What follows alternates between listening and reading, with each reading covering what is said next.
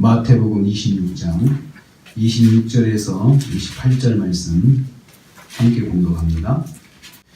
예수님께서 마지막 한 주간은 예루살렘에서 보내셨습니다. 이 마지막 한 주간 예루살렘에서의 시간은 매우 위험하고 매우 고통스럽고 매우 두려운 시간이었습니다. 예수님께서 이 시간들을 우리의 구원을 완성하기 위해서, 우리의 구원을 이루기 위해서 기꺼이 감당하셨습니다. 먼저 예수님께서 구속을 완성하기 위해서 첫 번째 하신 것이 예루살렘으로 들어가시는 거였습니다. 예루살렘으로 들어가는 길은 마지막 길이었고 죽음의 길이었습니다.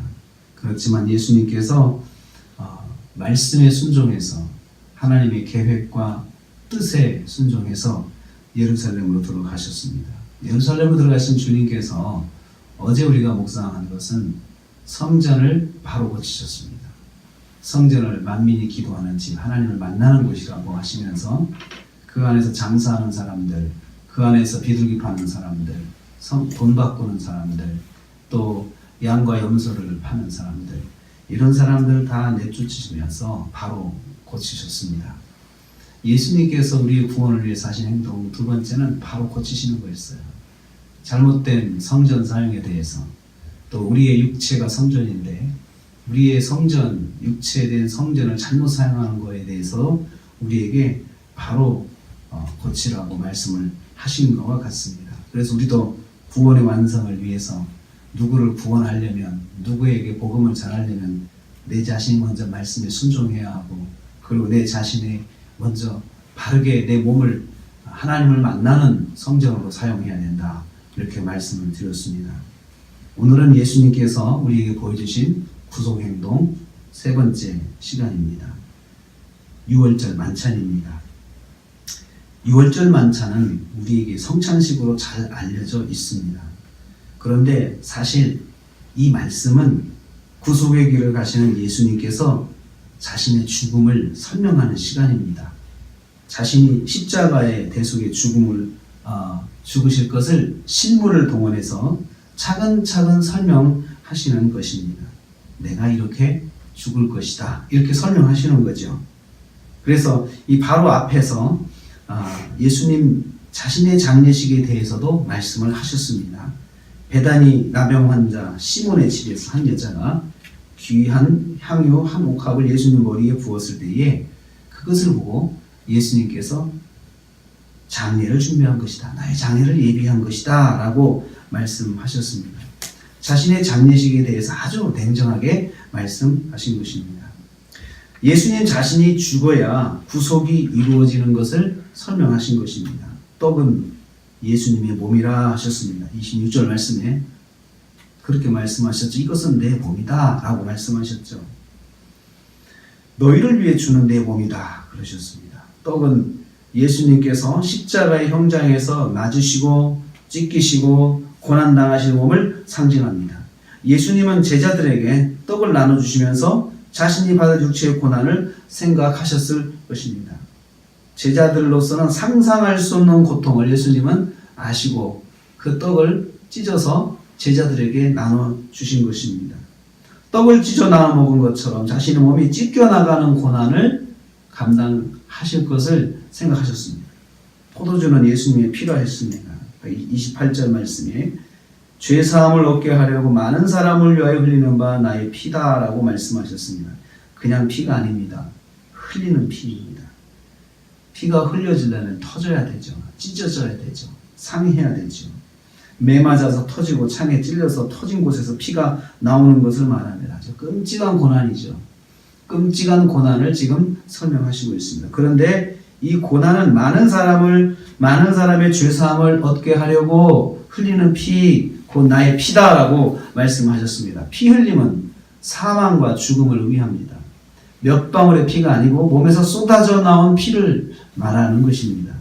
이 정도의 피를 내려면 생명이 죽어야 하는 상태입니다. 예수님의 피 흘림은 자신을 희생해서 생명을 내놔서 우리를 구원하시기 위한 것이다 라고 말씀하시는 거죠. 성경은 피 흘림 없이는 사함이 없다고 말씀합니다. 히브리서 9장 22절 말씀에 피 흘림 없이는 사함이 없느니라 라고 말씀했어요. 제단을 제물인 어린 양의 피로 다 쏟아서 덮어야 하듯이 예수님의 피로 십자가의 제단이 적셔질 때에 구속이 이루어집니다.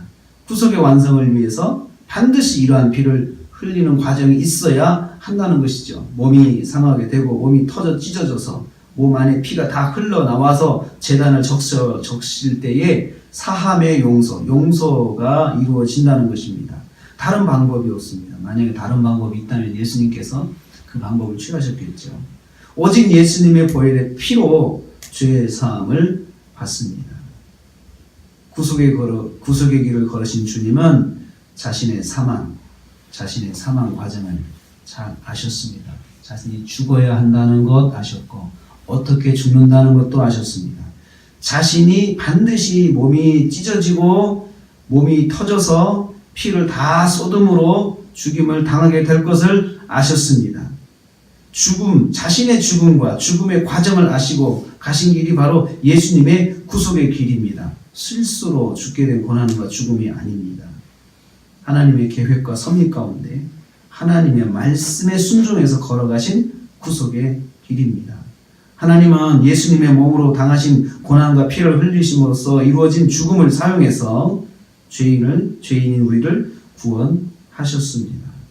예수님은 자신의 몸과 피를 죄인인 우리를 위해서 내놓으심으로 우리의 구원을 이루셨습니다. 이 과정 하나하나를 설명한 것이 성찬식입니다. 자신의 죽음 설명서죠. 구속의 은혜를 입은 우리도 구속의 길을 가야 합니다. 구원의 길을 가야 됩니다. 그래서 우리에게도 주님께서 땅끝까지로 복음의 증인이 되라고 하시고 제자 삼으라고 하는 복음 명령을 주셨습니다. 천하보다 귀한 생명을 구원하는 일을 위해서 살아야 합니다. 이것이 주님께서 우리에게 명령하신 복음 사명입니다. 이 사명을 잘 감당하려면 우리도 우리의 사망 설명서가 있어야 합니다. 내가 복음을 전하기 전에 나의 죽음에 대한 사망 설명서가 있어야 한다는 것입니다. 내가 죽어야 생명의 길, 구원의 길이 열립니다. 내가 죽지 않고는 절대로 복음을 다른 사람에게 전할 수가 없습니다. 나의 자아가 죽어야 생명 구원의 길이 열린다는 것입니다. 나의 자아가 죽는 것을 명확하게 인식하고 설명할 수 있어야 구원의 길이 열립니다. 참 내가 옛날에는 안 그랬는데, 옛날에는 참 이랬는데, 내가 예수 믿고 참 이러이러한 것들이 참 변했어 라고 하는 거, 그리고 이러한 것들은 내가 이제는 도저히 할 수가 없어. 전에는 내가 사람들 나한테 거슬리면 내가 정말 가서 한번 본때를 보여주고 내가 정말 가만히 당하고 있지 않았는데 지금은 내가 당해도 그냥 살아. 사망 설명서입니다. 내가 어떻게 죽었는지, 내가 무엇이 죽었는지 이것을 설명할 수 있는 것이 사망 설명서입니다. 내가 죽은 것을 설명할 수 있어야 다른 사람도 나를 통하여 구원의 길을 갈 수가 있습니다. 결국 전도 복음을 듣고 예수를 믿은 사람들을 보면은 결국은 그에게 전한 분들의 변화, 한마디로 말하면 죽은 것, 이걸 보면서 감동을 받고 그러한 예수님 나도 한번 믿어보자 라고 그렇게 교회에 나오는 것을 공통적으로 볼 수가 있습니다. 나의 자아가 완전히 죽은 경험을 주님처럼 설명해야 나도 다른 사람들에게 복음을 전할 수 있고 또 나를 통하여 다른 사람도 구원의 역사를 경험할 수가 있습니다. 성찬식은 주님의 자기 죽음 설명서입니다. 우리에게도 십자가 앞에서 자신이 죽은 설명서가 있어야 합니다. 한번 우리 자신에게 묻습니다. 나도 내가 죽은 설명서가 있는가? 이것을 한번 이 고난주간에 깊이 묵상하시면서 우리도 주님께서 우리에게 명령하신 복음의 길을 걸어야겠다 다짐하는 귀한 시간 되시기를 주님의 이름으로 축복합니다.